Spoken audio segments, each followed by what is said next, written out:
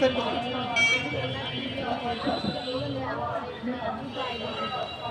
আমি ওনার সাথে আমার আইডিটা কথা বলছি।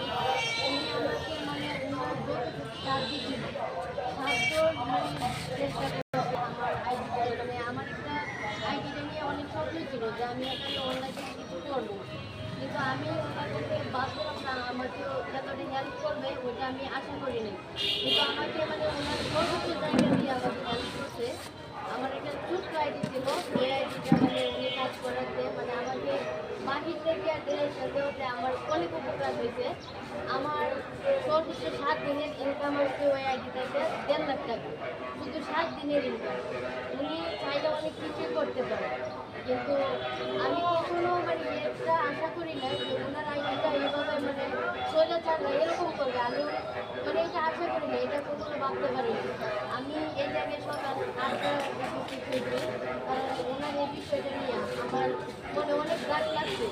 কারণ আমি কখনো এটা আশা করি নাই যে স্বৈরাচাররা ওনার বিরুদ্ধে এরকম করবে।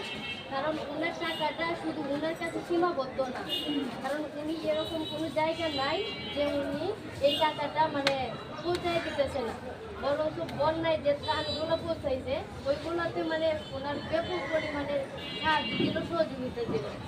সেই তুলনায় মানে ওনারা যাতে ওনার আইডিটা এরকমভাবে নষ্ট করার চেষ্টা করছে এবং করছে, ওনাদের আমি মানে আইনত ব্যবস্থা নেওয়ার জন্য মানে আমি চাই যে ওনাদের একটা সঠিক বিচার হোক, যাতে করে মানে কোনো কন্টেন্ট ক্রিয়েটারদের মানে এরকম মানে প্রভাবে পড়তে না হয়, যাতে করে মানে এরকম বিপাকে পড়তে না হয়। যেহেতু আমরাও কাজ করতেছি এখানে, হয়তো আমাদেরও এরকম ঝুঁকি থাকতে পারে, এরকম মানে আশঙ্কা থাকতে পারে যে অন্যদিন হয়তো আমাদেরও এরকম হবে।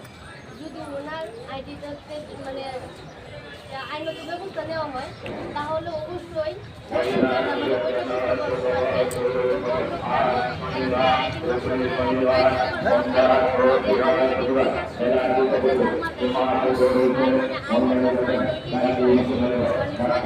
মানে